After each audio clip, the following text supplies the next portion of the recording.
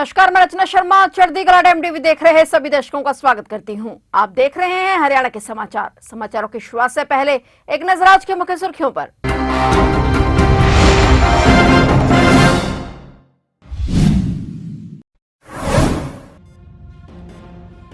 कुरुक्षेत्र में 18 दिनों तक चलेगा अंतर्राष्ट्रीय गीता जयंती महोत्सव। मुख्यमंत्री नायब सैनी ने दी जानकारी। तंजानिया बनेगा कंट्री पार्टनर।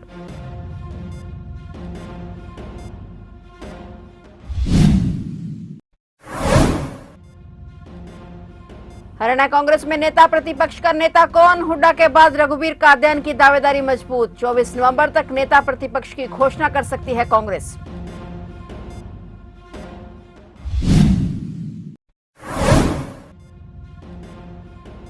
गुरमीत राम रहीम की फिर बड़ी मुश्किलें। डेरे में साधुओं को नपुंसक बनाने का मामला। हाईकोर्ट ने सीबीआई की याचिका पर फैसला रखा सुरक्षित।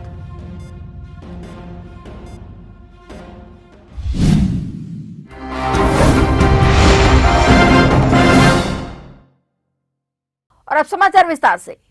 मुख्यमंत्री नायब सिंह सैनी ने चंडीगढ़ में प्रेस वार्ता कर अंतर्राष्ट्रीय गीता जयंती महोत्सव के कार्यक्रम की घोषणा की। इस मौके पर ओडिशा के कैबिनेट मंत्री सूर्यवंशी सूरज और तंजानिया की हाई कमिश्नर अनीशा और स्वामी ज्ञानानंद भी मौजूद रहे। मुख्यमंत्री सैनी ने जानकारी देते हुए बताया कि 28 नवंबर से 15 दिसंबर तक इंटरनेशनल गीता जयंती महोत्सव का आयोजन होगा। विश्व में कई रूप में गीता महोत्सव का प्रभाव पड़ा है। इस साल गीता महोत्सव के 5161 वर्ष पूरे हो गए हैं और गीता महोत्सव का प्रभाव पूरे संसार पर देखा जा सकता है। उन्होंने कहा कि तंजानिया आयोजन में पार्टनर देश है। ऐसे आयोजन विश्व शांति को बढ़ाने का काम कर रहे हैं। सीएम ने जानकारी दी कि गीता जयंती के मुख्य कार्यक्रम 5 दिसंबर से 11 दिसंबर तक होंगे। बड़े ही गर्व की बात है, धर्म क्षेत्र कुरुक्षेत्र अंतर्राष्ट्रीय स्तर के गीता महोत्सव का आयोजन 28 नवंबर से 15 दिसंबर 2024 तक किया जा रहा है। यह आयोजन लगातार 18 दिन तक चलेगा। जैसा अभी बताया भी है, हमारे जो पार्टनर देश हैं, जो पार्टनर हमारे राज्य हैं, उन्होंने बताया है कि जैसे शिल्प मेला और सरस मेला 28 नवंबर से 15 दिसंबर तक शिल्प एवं सरस मेले का भी आयोजन किया जाएगा। मुझे खुशी है कि मैं अंतर्राष्ट्रीय गीता महोत्सव के आयोजन में सहभागिता हेतु समस्त हरियाणा वासियों तथा देशवासियों को आह्वान करते हुए सभी के मंगल भविष्य की कामना करता हूं। आशा है कि आप सभी इस महोत्सव के अवसर पर श्रीमद् भागवत गीता की स्थली कुरुक्षेत्र, धर्म क्षेत्र कुरुक्षेत्र में पधारने की कृपा करेंगे।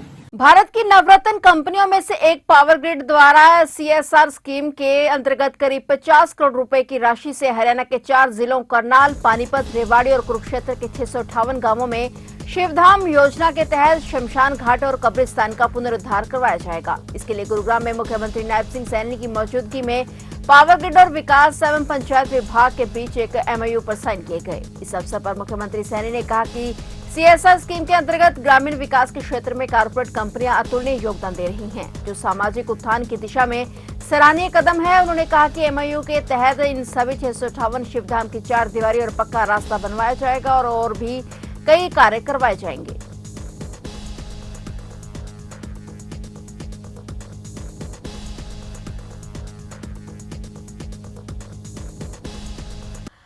मुख्यमंत्री नायब सिंह सैनी ने कहा कि प्रधानमंत्री नरेंद्र मोदी के देश को मेडिकल हब बनाने और फिट इंडिया के विजन को साकार करने के लिए हरियाणा ने पहल की है और सरकार ने हर जिले में एक मेडिकल कॉलेज स्थापित करने का बीड़ा उठाया है। अब तक प्रदेश में 9 नए मेडिकल कॉलेज खोले जा चुके हैं। वर्ष 2014 से पहले प्रदेश में केवल 6 ही मेडिकल कॉलेज थे। प्रदेश में मेडिकल कॉलेजों की संख्या बढ़कर 15 हो गई है। इसी कड़ी में सिरसा के संत सरसाई नाथ जी राजकीय मेडिकल कॉलेज के निर्माण कार्य का भूमि पूजन किया गया है। मुख्यमंत्री नायब सिंह सैनी ने सिरसा के संत सरसाई नाथ जी राजकीय मेडिकल कॉलेज के निर्माण कार्य का भूमि पूजन किया। इस अवसर पर मुख्यमंत्री ने घोषणा की कि इस मेडिकल कॉलेज में कैंसर के उपचार के लिए अलग विंग भी शुरू की जाएगी। इसके लिए साथ ही लगते 5.5 एकड़ भूमि मुहैया करवाई जाएगी। इससे पहले मुख्यमंत्री ने कॉलेज प्रांगण में एक पेड़ मां के नाम लगाकर पर्यावरण का संदेश भी दिया।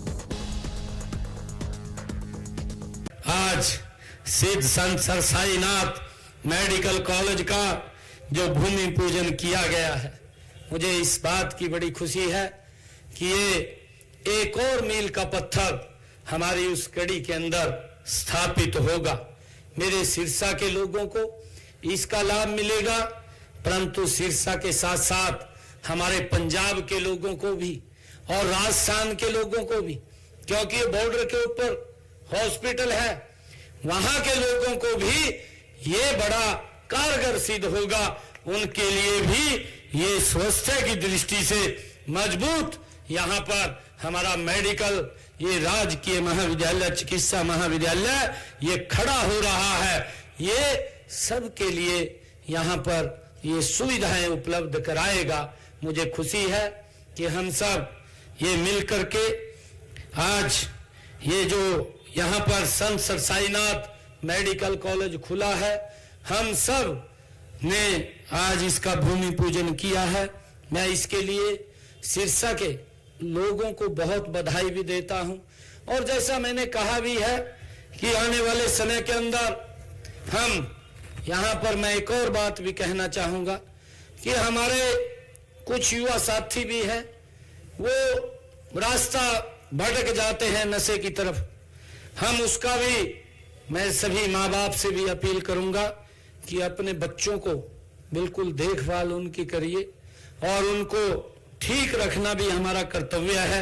हरियाणा में नई सरकार का गठन हुए 1.5 महीने से भी ज्यादा का समय हो चुका है, लेकिन कांग्रेस ने अब तक नेता प्रतिपक्ष नहीं चुना है। ऐसे में कांग्रेस पार्टी पर दूसरी पार्टियां निशाना साधते भी पीछे नहीं हट रही हैं। नेता प्रतिपक्ष की इस दौड़ में पूर्व मुख्यमंत्री भूपेंद्र सिंह हुड्डा के अलावा गैर जाट चेहरे में थानेसर से विधायक अशोक अरोड़ा और पंचकूला से विधायक चंद्रमोहन बिश्नोई का नाम चर्चा में है, लेकिन अब इस रेस में रघुबीर कादियान का नाम भी जुड़ गया है। रिपोर्ट्स के मुताबिक नेता प्रतिपक्ष की इस रेस में बेरी से कांग्रेस विधायक रघुबीर कादियान की दावेदारी सबसे मजबूत मानी जा रही है। ऐसा माना जा रहा है कि 24 नवंबर तक कांग्रेस नेता प्रतिपक्ष की घोषणा कर सकती है। अब देखना ये होगा कि नेता प्रतिपक्ष का सेहरा किसके सर पर सजता है। डेरे में साधुओं को नपुंसक बनाने के मामले में पंजाब हरियाणा हाईकोर्ट ने फैसला सुरक्षित रख लिया है। हाईकोर्ट के फैसले के बाद अब इस केस का ट्रायल जल्द शुरू हो सकता है। सीबीआई कोर्ट ने डेरा मुखी गुरमीत राम रहीम को इस केस की डायरी और गवाहों के बयानों की कॉपी सौंपने का आदेश दिया था, जिसके खिलाफ सीबीआई ने हाईकोर्ट में याचिका दायर की थी। हाईकोर्ट ने सीबीआई की इस याचिका पर 2019 में इस केस के ट्रायल पर रोक लगा दी थी। तब से इस केस का ट्रायल रुका हुआ था। अब इस केस का फैसला आने पर जल्द ट्रायल शुरू हो सकता है। साधुओं को डेरे में नपुंसक बनाने के मामले में हाईकोर्ट में याचिका दाखिल की गई थी। इस मामले में याची ने आरोप लगाए थे कि आश्रम में साधुओं को ईश्वर से मिलाने के नाम पर नपुंसक बनाया गया है। सीबीआई कोर्ट के इस आदेश को सीबीआई ने हाईकोर्ट में चुनौती दे दी थी। हाईकोर्ट ने तब ट्रायल पर रोक लगा दी थी और अब हाईकोर्ट ने इस मामले में फैसला सुरक्षित कर लिया है। बता दें कि डेरा मुखी राम रहीम इस समय सुनारिया जेल में 20 साल की सजा काट रहा है। फरीदाबाद में एक दरोगा द्वारा रिश्वत लेने का मामला सामने आया है। एसीबी की टीम द्वारा एक दरोगा को 12 लाख रुपए की रिश्वत लेते रंगे हाथों पकड़ा गया है। दरोगा समेत पुलिसकर्मियों ने जमानत दिलाने की एवज में 19 लाख रुपए की मांग रखी थी। जानकारी के मुताबिक दरोगा ने व्यक्ति को रिश्वत लेकर बुलाया था, लेकिन जैसे ही उक्त व्यक्ति ने दरोगा के हाथ में 12 लाख रुपए की रिश्वत दी तो तुरंत एसीबी की टीम ने रंगे हाथों दरोगा को पकड़ लिया। इस दौरान एक साथी एसीबी की टीम को चकमा देकर मौके से फरार हो गया। पुलिस के अनुसार दोनों की तैनाती साइबर थाना एनआईटी में बताई जा रही है। दोनों की थाना में पहली पोस्टिंग थी। एसीबी फरार साथी की तलाश कर रही है, जबकि पकड़े गए आरोपित के मामले में एसीबी की टीम कार्रवाई करने में जुटी हुई है। दरोगा को अदालत में पेश किए जाने के बाद आगे की कार्रवाई की जाएगी।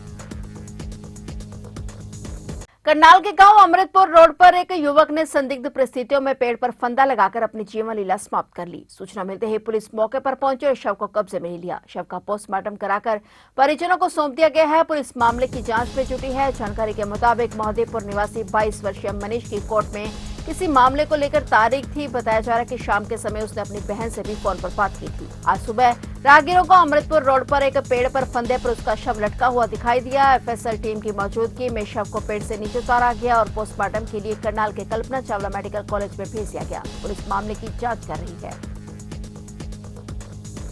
एनसीआर सहित चरखी दादरी जिले में ग्रेप फॉल लगने के बाद भी प्रदूषण का स्तर कम होने का नाम नहीं ले रहा। चरखी दादरी में प्रदूषण का स्तर जहां 300 पार हो गया है, वह बढ़ता प्रदूषण सांस के मरीजों की परेशानियों का भी सबब बना हुआ है। अस्पतालों में मरीजों की भीड़ उमड़ रही है और मरीजों को कतार में लगकर इलाज मिल रहा है। अस्पतालों में आंखों में जलन, सांस लेने में दिक्कत के मरीज पड़े हैं। वहीं हवा की गुणवत्ता बेहद खराब होने के चलते स्वास्थ्य विभाग ने एडवाइजरी जारी करते हुए लोगों को स्वास्थ्य के आवश्यक सुझाव भी दिए हैं। दादरी में शुक्रवार को AQI 333 तक पहुंच गया है। सुबह शाम के समय धुंध छाई रहती है, जिस कारण सांस के मरीजों को भी प्रदूषण के कारण दिक्कतें हो रही हैं। कैथल जिले के ब्लॉक 7 के गांव फिरोजपुर में पराली के स्टॉक में आग लग गई, जिससे लाखों रुपए का नुकसान हो गया। सूचना मिलते ही फायर ब्रिगेड की गाड़ियां मौके पर पहुंची। आग लगने का कारण शॉर्ट सर्किट बताया जा रहा है। आग इतनी भयंकर थी कि देखते ही देखते आग ने सारी पराली को अपनी चपेट में ले लिया। 3 से अधिक गाड़ियां पानी की लग चुकी थी, लेकिन आग है कि बुझने का नाम नहीं ले रही थी। बढ़ती आग को देखते हुए आसपास के इलाकों की फायर ब्रिगेड को भी सूचित किया गया। कई घंटों से लगातार चलती इस आग पर आखिरकार काबू पा लिया गया, लेकिन तब तक भारी नुकसान हो चुका था।